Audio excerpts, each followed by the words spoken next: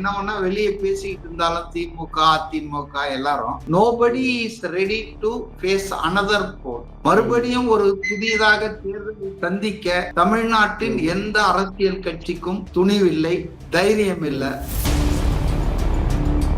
கலைஞர் மகளிர் உரிமை தொகை 1,31,00,000 தாய்மார்கள் காத்துக்கிட்டு இருக்காங்க. அந்த 1000 ரூபாய் வருமா அப்படின்னு காத்துக்கிட்டு இருக்காங்க. 2021 சட்டமன்ற தேர்தலுக்கு முன்பு குடும்ப தலைவிகள் அனைவருக்கும் மகளிருக்கு உரிமை தொகை ரூபாய் கொடுப்போம் சொல்லிட்டு வந்த 3வது நாளே அதை நிறைவேற்றிச்சா இல்ல வந்த மாசமே நிறைவேற்றிச்சா? மனசுல கை வச்சு சொல்லுங்க. இவர் 2 நாள்லயே நிறைவேற்றணும்ன்றாங்க. பைத்தியக்காரங்களா இவங்கெல்லாம்?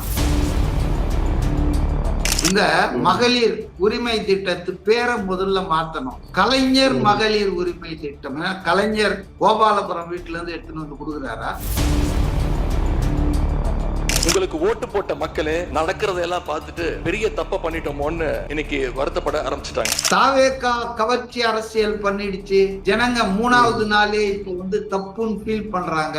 சரி அப்படின்னா இந்த ஆட்சியை கவுக்க வேண்டியது தானே. உதயநிதி 12 பக்கம் பேப்பர்ல எழுதிருந்த பேசிட்டு ஏன் ஓடிட்டாரு, வாக் அவுட் பண்ணிட்டாரு? திராவிட முன்னேற்ற கழக உடன்பிறப்புகள் நாங்க உறுப்பினர்கள் நாங்க வெளிநடப்பு செய்ய போறோம். 75% ஆட்கள் மக்கள் வந்து உங்களை வெறுக்கிறாங்கன்ற ஒரு உண்மை படுதோல்விக்கு பிறகும் தெரியல அப்படின்னா நம்ம என்ன செய்ய? அந்த கட்சியை யார் காப்பாற்ற போறாங்க?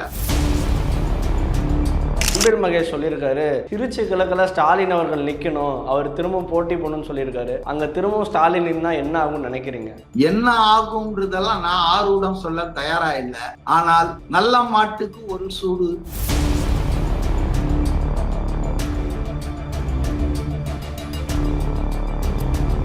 சார் வணக்கம் சார். வணக்கம். எப்படி இருக்கீங்க சார்? நல்லா இருக்கேன். நீங்க எப்படி இருக்கீங்க?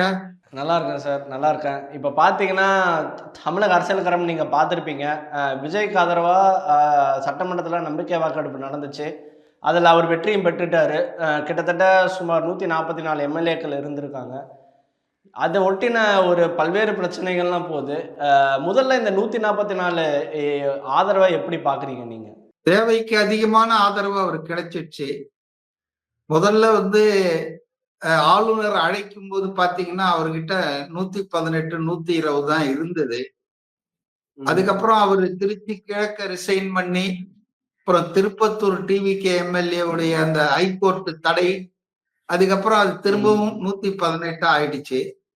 சோ அப்படி ஒரு நெருக்கடியான சூழ்நிலையில எதிர்பாராத விதமாக அதிமுகவில் ஒரு 25 எம்எல்ஏக்களும் அமமுகவிலிருந்து வெளியேற்றப்பட்ட ஒருத்தராக 26 பேர் கூடுதலாக வாக்களித்ததும், திமுக வாக்கெடுப்பை புறக்கணித்து வெளிநடப்பு செய்ததும் மிக சாதகமான சூழ்நிலையை முதலமைச்சர் விஜய் அவர்களின் அரசுக்கு ஏற்படுத்தியது. அதுல இருந்து நான் கண்டுபிடிச்ச உண்மை என்னவென்றால், 1000 தான் என்ன ஒன்னா வெளியே பேசிக்கிட்டு இருந்தாலும் திமுக அதிமுக எல்லாரும் nobody is ready to face another போர். மறுபடியும் ஒரு புதியதாக தேர்தலை சந்திக்க தமிழ்நாட்டின் எந்த அரசியல் கட்சிக்கும் துணிவில்லை, தைரியம் இல்லை. ஏன்னா அவங்க எல்லாருக்கும் தெரிஞ்சு போச்சு, இன்னொரு தேர்தல், அதாவது திரு விஜய் அவர்கள் அரசை கவிழ்த்து விட்டு அவங்கள ஆட்சியிலிருந்து அகற்றி விட்டு புதிய தேர்தல் வந்தால் இதைவிட அசுரமான பலத்துடன் விஜய் சட்டமன்றத்துக்குள் வருவார், அவரது கட்சி பலமாக வரும் என்பது அனைவருக்கும் தெரிந்திருக்கிற காரணத்தினால் எல்லாம் பேசுவாங்க. அதாவது ஆங்கிலத்தில் ஒரு பழமொழி உண்டு, willing to strike upright to wound. அடிக்கிறதற்கு ஆசை, தாக்குவதற்கு ஆசை, ஆனா காயப்பற்ற கூடாத என்ற கவலை. அதுபோல தாவேகாவை தாக்குவார்கள், அவதூறு பேசுவார்கள், அது வந்து தோல்வி அடைந்து விட்டது, மக்கள் நம்பிக்கை இழந்து விட்டார்கள் என்று 3வது நாளே முழங்குவார்கள். ஆனால் அந்த அரசை கலைப்பதற்கோ அதை வீழ்த்துவதற்கோ தமிழக அரசியல்வாதிகள், அரசியல் கட்சிகள் எவரும் தயாராக மாட்டார்கள். காரணம் பயம்தான். விஜய் இப்ப 108, அடுத்த வாட்டி வந்தா 210. அதனால அது எல்லாருக்கும் தெரியும். அதெல்லாம் புரிஞ்சுதான் இப்போ ஸ்டார்ட் பண்ணிட்டாங்க. ஐயா சார், இப்போ அடுத்தபடியாக இன்னைக்கு காலையில் 1000 ரூபா கொடுத்துருக்காரு. இவ்வளோ நாளாக ஹோல்ட் பண்ணி வச்சுருந்தாரு. எதிர்கட்சிகள் ஸ்டாலின் அவர்கள் எல்லாருமே கேட்டாங்க, எதுக்காக ஹோல்ட் பண்ணியிருக்கீங்க, ஆல்ரெடி இருக்கிற பிளான் தானே, நீங்கள் போட்டிருக்கலாமேன்னா கேட்டாங்க. இன்னைக்கு காலையில் 1000 ரூபா கொடுத்துருக்காரு. எப்படி பார்க்குறீங்க இதை? என்ன ஹோல்டு பண்ணி வச்சிருந்தாருன்னு சொல்றீங்க? 15ஆம் தேதி வழக்கமா போடுறதுங்க. அது இன்னைக்கு காலையில 15ஆம் தேதி எல்லார் அக்கௌண்ட்லயும் போயிருக்கு. Where is the delay, where is the holding up? DMK காரங்களுக்கு வேற வேலை இல்லை. அவங்க ஒரு பயம், அச்சம், பெண்கள் கவலையில இருக்காங்கன்னு தினகரன் இன்னைக்கு முதல் பக்க செய்தி, அதாவது தாவேக அரசு அதை நிறுத்தம் கொடுக்காதுன்னு பயமுறுத்துறாங்க. ஆரம்பத்திலிருந்தே விஜய் மக்களுக்கு ஏற்படுத்துகிற நலத்திட்டங்களுக்கு, அதாவது பழைய அரசு இதுக்கு முந்தைய அரசு செய்த எந்த நலத்திட்டத்தையும் ரத்து பண்ண மாட்டாங்க, தொடர்வோம் என்று அவர் பலமுறை சொல்லி இருக்காரு. அப்படி இருக்கும்போது பொய் செய்தியை பரப்பி ஏதோ திமுகவின் திட்டம், அதை அவர் நடைமுறைப்படுத்த மாட்டார் என்ற சந்தேகத்தை பொதுமக்கள் மத்தியிலே பரப்பி, அப்புறம் வழக்கம் போல டயலாக், தப்பு செய்துட்டோம்னு மக்கள்லாம் 3வது நாளே இப்ப உணர்ந்துட்டாங்களாம். 3 நாள்லயே இந்த ஆட்சிக்கு ஓட்டு போட்டு ஆதரிச்சு தப்புன்னு உணர்ந்துட்டாங்களாம். எல்லாரும் சித்தரஞ்சன் சாலையில போய் மக்கள்லாம் மு.க. ஸ்டாலின் இருக்கார் இல்லையா, அவர்கிட்ட போய் சொல்லி அழுகுறாங்களாம், நாங்க ரொம்ப தவறு செஞ்சிட்டோம்னு. ஆக எந்த அளவுக்கு இம்பிராக்டிகலா இருக்காங்கன்னா, ஒரு ஆட்சி அமைந்து இருக்கிறது, அது 2 நாளைக்கு முன்னாலதான் நம்பிக்கை வாக்கில் வெற்றி பெற்று இருக்கிறது. இன்னும் முழுமையான அமைச்சரவையே ஃபார்ம் ஆகல. புரியுதுங்களா? 9 பேர் தான் அமைச்சர்கள் பதவியேற்றிருக்கிறார்கள். அதுவும் அவங்களுக்கும் இன்னும் இலாக்காக்கள் ஒதுக்கப்படவில்லை. ஒரு வாரத்தை கூட இந்த ஆட்சியாளர்கள் தாண்டவில்லை. அதுக்குள்ள இந்த ஆட்சி மக்கள் அழுத்து விட்டார்கள், தலித்து விட்டார்கள்னு கதை சொல்றாங்க பாருங்க. இவங்களெல்லாம் பார்த்தா சிரிக்கிறதா அழுவுறதான்னு தெரியல. 2வதுங்க, இது அவர் என்ன சொன்னாருன்னா, நேத்து சட்டசபையில ரீஸ்ட்ரக்சர் பண்ண வேண்டி இருக்கு, அதுக்கு கொஞ்சம் காலம் ஆகும்னாரு. What you mean by restructure? சீரமைக்கணும். இந்த மகளிர் உரிமை திட்டத்து பேரை முதல்ல மாத்தணும். கலைஞர் மகளிர் உரிமை திட்டம். கலைஞர் கோபாலபுரம் வீட்டுல இருந்து எடுத்துன்னு கொடுக்குறாரா? கலைஞர் பேரை எதுங்க போடணும்? உங்க அப்பானா வீட்டுல வச்சுங்க. ஒரு அரசு நிதியில அரசு திட்டத்துக்கு முதலமைச்சர்னு சொல்லுங்க. எம்ஜிஆர் அப்படித்தானே சத்துணவு திட்டத்தை முதலமைச்சர் சத்துணவு திட்டம் தான் போட்டாரு. இன்னைக்கு ஒருத்தர் இருக்கலாம், நாளைக்கு இன்னொருத்தர் இருக்கலாம். அரசின் பணத்திலே நடத்தப்படுகின்ற நலத்திட்டங்களுக்கு தனி நபர்களின் பெயரை வைப்பது என்பது தவறான முன்னுதாரணம். அதை திமுக செய்தது. அதை அப்படியே தாவேகா தொடரணுமா? கண்டிப்பா அந்த பேரை மாத்தணும். கலைஞர் மகளிர் உரிமை தொகை என்ற பேரை எடுத்துட்டு அரசு மகளிர் உதவித்தொகை அல்லது முதலமைச்சர் மகளிர் உதவித்தொகை, ஏதாவது ஒரு பேரு கவர்மெண்ட் காமனா இருக்கணும். இப்ப அந்த வேலையை செய்யணும். அடுத்தது அவருடைய முக்கிய தேர்தல் வாக்குறுதி என்ன? 1000 ரூபான்றது ஒன்னும் பெரிய அளவு இல்ல, நிவாரணம் இல்ல. குறைந்தது 2500 ரூபாய் கொடுக்கணும்னு அவர் சொல்லி இருக்காரு. அப்ப அத அவரு கொடுக்கறதுக்கு முயற்சி எடுக்கணும்ல. அப்ப அதுக்கு இந்த நாட்டின் நிதிநிலை எப்படி இருக்கு, மாநிலத்தின் நிதிநிலை, அதிகாரிகளோடு கலந்து பேசணும். நேத்தோ பைனான்ஸ் மினிஸ்ட்ரி, அதாவது பைனான்ஸ் டிபார்ட்மெண்ட் அதிகாரிகளோடு ஒரு கலந்து ஆலோசனை நடத்தி இருக்காரு. அப்ப அதை தான் அவர் சொல்றாரு, சம் டைம் ஆகும் இந்த ரீஸ்ட்ரக்சரிங் எல்லாம் பண்றதுக்கு. அதனால இந்த மாசம் பழையபடி 1000 ரூபாயை வாங்கிக்கிங்க அப்படின்னு தான் சொல்றாரு. அதான் அப்படிதான் புரிஞ்சுக்கிறேன். ஆனா ஸ்டாலினுக்கும் உதயநிதிக்கும் தினகரன் பத்திரிகைக்கும் நான் என்ன சொல்றேன்னா, 2021 சட்டமன்ற தேர்தலுக்கு முன்பு குடும்ப தலைவிகள் அனைவருக்கும் மகளிருக்கு உரிமை தொகை 1000 ரூபாய் கொடுப்போம் சொல்லிட்டு தாய்மார்களின் ஆதரவை வாக்கை பெற்று ஆட்சிக்கு வந்த திமுக அரசு வந்த 3வது நாளே அதை நிறைவேற்றுச்சா? இல்ல வந்த மாசமே நிறைவேற்றுச்சா? மனசுல கை வச்சு சொல்லுங்க. 28 மாசம், மோர் தென் 2 இயர்ஸ் அதை பத்தி அவங்க கவலையப்படலையே. இவர் 2 நாள்லயே நிறைவேற்றணும்ன்றாங்க. பைத்தியக்காரங்களா இவங்கெல்லாம்? மக்கள்லாம் என்ன முட்டாள் நினைக்கிறாங்களா? 2001 இவங்க ஆட்சிக்கு வந்து 2.5 வருஷம் 2.25 வருஷம் ஆன பிறகுதான் அதை பத்தி யோசித்தாங்க. மகளிர் உதவி தொகையை பத்தி. அதுவும் எப்படி பண்ணாங்க, திடீர்னு ஒரு கண்டிஷனை போட்டாங்க. தகுதி வாய்ந்தனா என்ன, அதை சொன்னாங்களா தேர்தலுக்கு முன்னால? எல்லா குடும்ப தலைவர்களுக்கும் சொல்லிட்டு இவங்க வந்து ஆட்சி ஏற்று 2.5 வருஷம் கழிச்சு என்ன சொன்னாங்க, தகுதி வாய்ந்த. இப்ப தகுதி வாய்ந்தன்ற ஒரு நிபந்தனையை போட்டதால சுமார் 1 கோடி பெண்கள் வந்து அந்த பெனிஃபிட் கிடைப்பதிலிருந்து பெறுவதிலிருந்து வெளியே தள்ளப்பட்டார்கள். அவங்க ரெக்கார்டு இவ்வளவு மாதிரி இருக்கு, இவ்வளவு மோசமா இருக்கு. நீங்க எதுக்கு இன்னொரு ஆள் புதுசா ஒருத்தர் வராரு, கிவ் சம் டைம். ஸ்டாலின் வந்து நேற்று மாவட்ட செயலாளர்கள் கூட ஒரு மீட்டிங் மாதிரி போட்டிருக்காரு, என்ன தோல்விக்கு காரணம்னு. அதில் தான் இப்படி சொல்லியிருக்காரு. மக்கள் 3 நாட்கள்லேயே மாறிட்டாங்க, நாங்கள் ஒரு ஓட்டு தானேன்னு நினச்சி போட்டோம். சரி, இப்படி திமுக தான் ஜெயிக்க போது, ஒரு ஓட்டை போடுவோன்னு போட்டோம். ஆனால் அது இந்த அளவு வரும்னு எதிர்பார்க்கல. மக்கள் ஆல்ரெடி ஃபீல் பண்ணுறாங்க. விஜய் பெற்றது ஒரு மேஜிக் வெற்றி, மாயாஜால வெற்றின்னு சொல்கிறது, இது எப்படி எடுத்துக்கிறது? அதாவது திமுக தலைவர் இன்னமும் ஏன் மக்கள் தங்களை நிராகரித்தார்கள், எதுக்காக படுதோல்வியை பரிசாக தந்தார்கள் என்பதை உணரவில்லை என்றால் எதிர்காலத்துல இன்னும் பெரிய தோல்விகளை திமுக சந்திக்கும்.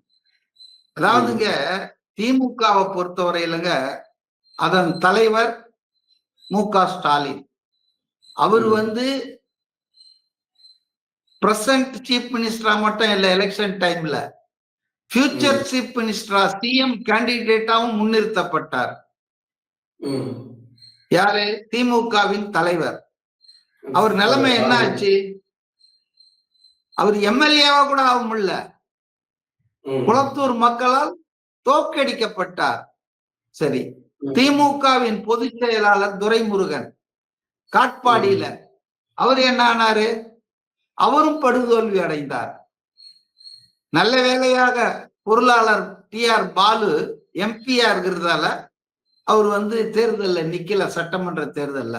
ஆனா அவருடைய பையன் சொந்த ஊர்ல அமைச்சர் டிஆர்பி அமைச்சராக இருந்த, இப்ப இல்ல அமைச்சரு, அமைச்சராக இருந்த டிஆர்பி ராஜா கழக பொருளாளரின் மகன் அப்போ அமைச்சரா இருந்தாரு. சொந்த ஊரான மன்னார்குடியில மன்னக்கவுனாரா இல்லையா?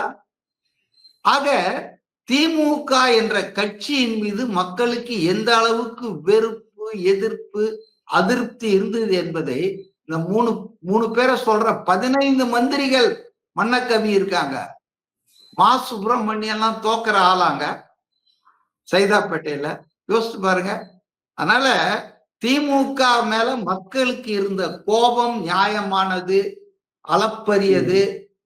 அதை இவங்க விளம்பரங்கள் மூலம் சரி பண்ணிடலாம், பொய் பிரச்சாரங்கள் மூலம் சரி பண்ணலாம் நினைச்சாங்க. ஆனா மக்கள் அந்த இவங்களுடைய பொய் பிரச்சாரத்தை ஏற்கவில்லை. தோல்விக்கான காரணங்களை நியாயமா உண்மையா ஆய்வு செய்தாங்கன்னா தவறுகளை அவர்கள் திருத்திக் கொள்ள வாய்ப்பு இருக்கிறது. அதை விட்டுட்டு தாவேகா கவர்ச்சி அரசியல் பண்ணிடுச்சு, ஜனங்க 3வது நாளே இப்ப வந்து தப்புன்னு ஃபீல் பண்றாங்க. சரி, அப்படின்னா இந்த ஆட்சியை கவுக்க வேண்டியது தானே. உதயநிதி 12 பக்கம் பேப்பர்ல எழுதிருந்த பேசிட்டு ஏன் ஓடிட்டாரு, வாக் அவுட் பண்ணிட்டாரு? 22 பேர் எதிர்த்து வாக்களிச்சாங்களா இல்லையா அதிமுக ஆட்கள்? இந்த ஆட்சி வேணான்னு சொன்னா செய்ய வேண்டியது தானே. மக்கள் தான் ரொம்ப அதிருப்தியில இருக்காங்க, தப்பு பண்ணிட்டாங்கன்னு இப்ப உணர்றாங்க. திமுக தான் ஆட்சிக்கு வரணும்னு நினைச்சாங்க இல்லையா? அதனாலதான் உங்களை வந்து 24% ஓட்டை கொடுத்து சுருக்கி இருக்காங்க. அல்ல, 75% ஆட்கள் மக்கள் வந்து உங்களை வெறுக்கிறாங்கன்ற ஒரு உண்மை படுதோல்விக்கு பிறகும் தெரியல அப்படின்னா நம்ம என்ன செய்ய? அந்த கட்சியை யார் காப்பாற்ற போறாங்க? திமுக இருக்கணுமா வேணாமா? அதிமுக இருக்கணுமா வேணாமா? ஜனநாயகத்துல வெற்றி தோல்வி என்பது சகஜங்க. ஆனால் தோல்வியிலிருந்து பாடங்களை எடுத்து அந்த தவறுகளை திருத்தி கொண்டு முன்னேறுவது தானே ஒரு கட்சியினுடைய அமைப்பினுடைய கடமையா இருக்கும்.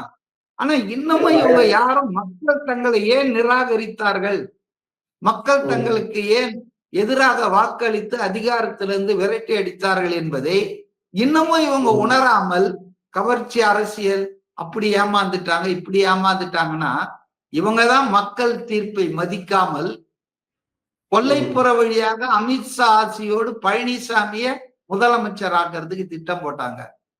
இன்னைக்கு அந்த திட்டம்லாம் அம்பலமாயி அதிமுக காரங்களை அம்பலப்படுத்துறாங்க. நடந்ததா இல்லையா?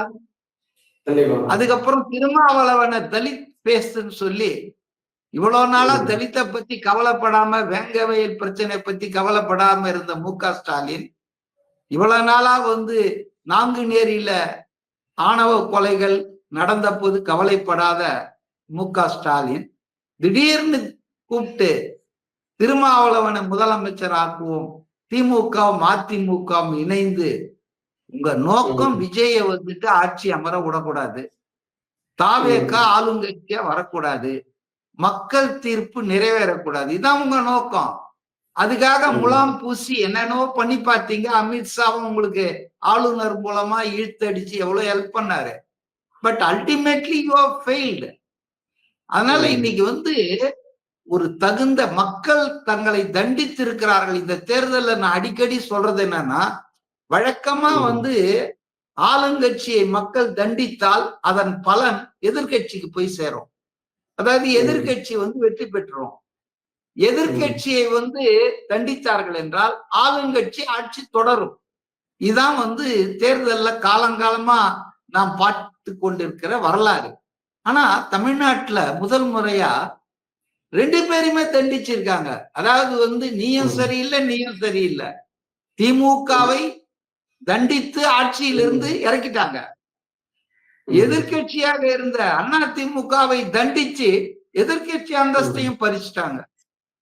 போன முறை எதிர்கட்சி 66 பேர் வச்சிருந்தார் எடப்பாடி பழனிசாமி, இன்னைக்கு 47, 19 பேர் கம்மியாயிடுச்சு. அப்ப இன்னைக்கு எதிர்கட்சி தலைவரா கூட அவர் ஆக முடியாது, அது திமுகவுக்கு போவோம். அப்ப நல்லா கவனிங்க, மக்கள் எவ்வளவு தெளிவா ஆளுங்கட்சியையும் தண்டித்து வெளியேற்றிருக்காங்க, எதிர்கட்சியையும் தண்டித்திருக்காங்க. அப்ப யாரை அவர்கள் அரவணைத்து மேல தூக்கி விட்டுருக்காங்க? ஒரு புதிய கட்சி, 3 வருஷம் கூட ஆகல, இதுக்கு முன்னால தேர்தல் எல்லாம் பங்கெடுத்த வரலாறே கிடையாது. அந்த கட்சியை தூக்கி ஆட்சி அமைக்க வச்சுட்டு 30 வருஷம் தமிழ்நாட்டை ஆண்ட 2 பெரும் கட்சிகளை மூளைக்கு உட்கார வச்சிருக்காங்க அனுப்பினா, இப்ப மக்களினுடைய நியாயமான தீர்ப்பு, அதனுடைய இம்பாக்ட் புரியணுமா வேணாமா? ஸ்டாலினுக்கு எடப்பாடி எக்ஸ்பீரியன்ஸ்டு பொலிட்டீஷியன்ஸ் தானே. அதை விட்டுட்டு குறுக்கு வழியில முதல்வராகலாம், ஆட்சி அமைக்காம தடுக்கலாம்லாம் பேசுனது, வேலை செஞ்சது இன்னைக்கு அம்பலம் ஆயிடுச்சுங்க.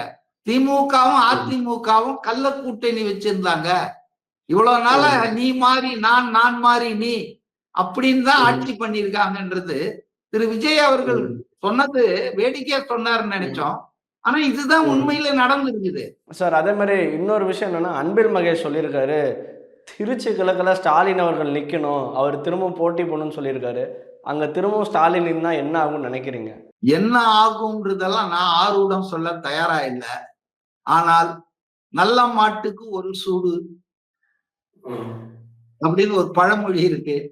ஸ்டாலின் இன்னமும் சொல்றேன், despite all is positive and negative, அவரு ஒரு ஹோலி கவ் தான், நல்ல மாடு, பசுமாடுன்னு நினைக்கிறேன். திரும்பவும் அவர் சூடுபட்டுக்க மாட்டார்னு நினைக்கிறேன். ஏன்னா இன்றைக்கு ஒரு 3-4 நாளா நடக்கிற நிகழ்ச்சிகளை பார்த்தால் அநேகமா இன்னும் ஒரு 10-20 வருஷத்துக்கு விஜயை அசைத்து பார்க்க கூட எந்த கட்சிக்கும் ஆற்றல் இருக்காதுன்னு நினைக்கிறேன். நீங்க ஒன்ன பாருங்க, பத்திரிகையில வர்ற செய்திகள், காலையில 9 மணிக்கு முன்னால அவர் வந்துடுறாராம் செக்ரட்டேரியட்டுக்கோ சட்டசபையோ எங்க இருந்தாலும்.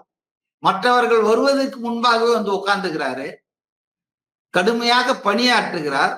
அவர் தன்னை ஒரு அரசு ஊழியன், மக்கள் சேவகனாக நினைத்து கொண்டு கரெக்டா டைமுக்கு வர பங்க்சுவாலிட்டி. ஆனா சினிமாலேயே சொல்லுவாங்க, அவருக்கு 7 மணிக்கு ஷெடியூல்லாம் கரெக்டா 6:40 6:45 வந்துருவாருன்னு.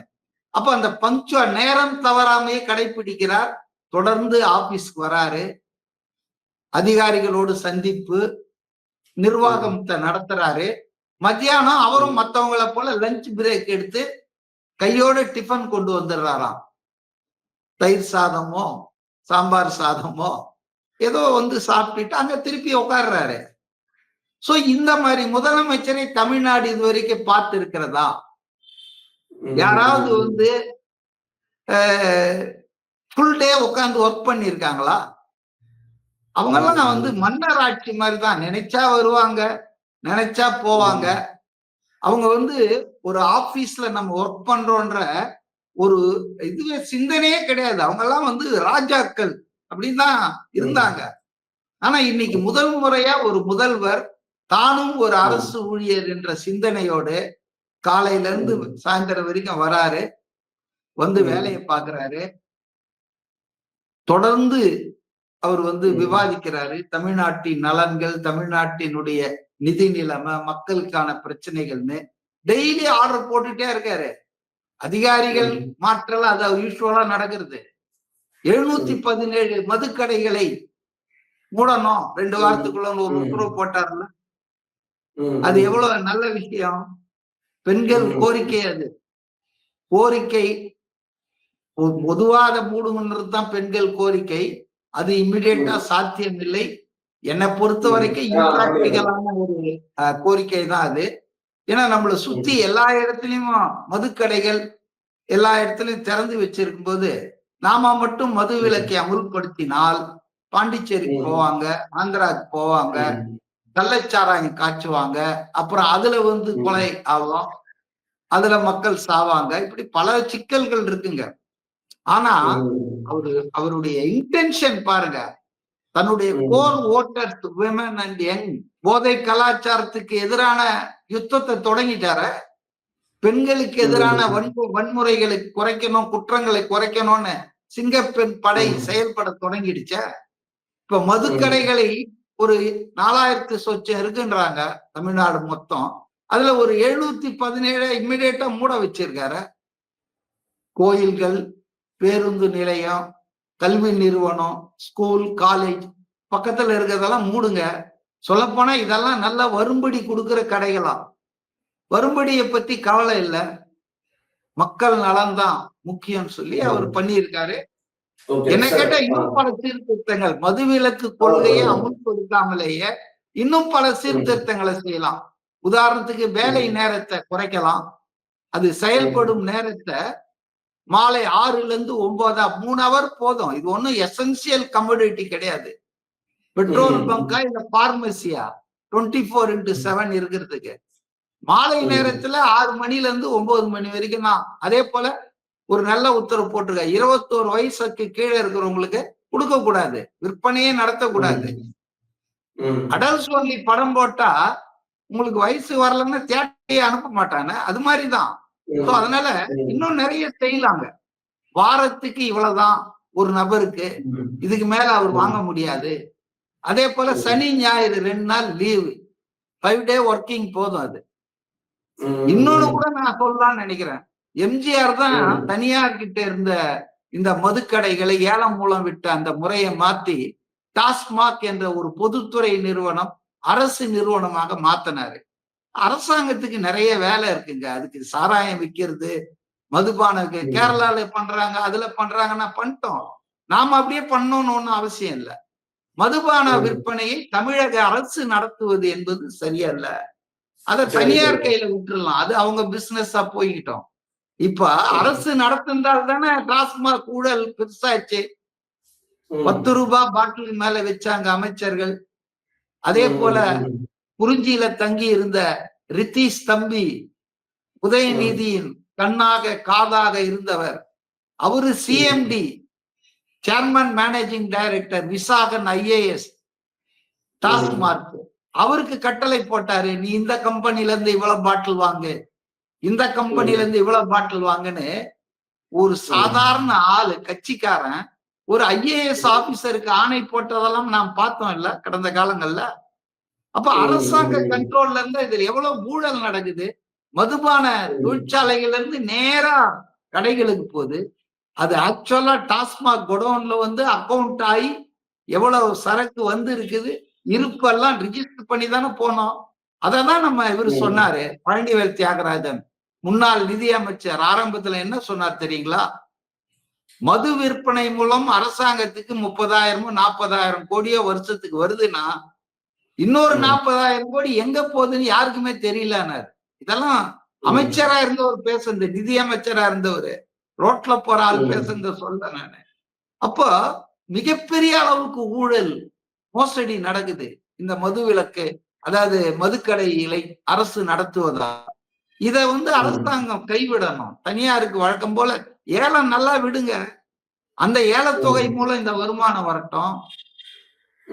அதை விட என்ன கேட்டா கனிம வள கொள்ளை இருக்கு பாருங்க, மணல், தாது மணல், அப்புறம் கிரேனைட்டு, இந்த கனிம வள கொள்ளை துரைமுருகன் அமைச்சரா இருந்த போது, இப்ப ரகுபதி இருந்த போது, பல்வேறு அமைச்சர்கள் இருந்த போது, மதுரையில, புதுக்கோட்டை மாவட்டத்துல எல்லாம் கொள்ளை நடந்துட்டு இருக்குது. இந்த கொள்ளையை தடுத்தாலே அரசுக்கு லட்சக்கணக்கான கோடி ரூபாய் வருமானம் வருங்க. மது விற்பனை வருமானத்தை விட 2 மடங்கு கிடைக்கும். இப்ப அத புதிய அரசு முயற்சிக்கணும். கனிம வள கொள்ளையை தடுத்து மதுவை தனியார் கையில விட்டுறலாம். இதுக்கு எதுக்கு ஒரு கார்பரேஷன்? அந்த ஊழியர்கள் அவங்க பணி பத்தி நம்ம மற்ற துறைகள்ல ஏதாவது வேகன்சி அரசு ஊழியர்களாக்கி அவங்களை சேர்த்துக்க வேண்டியதுதான்.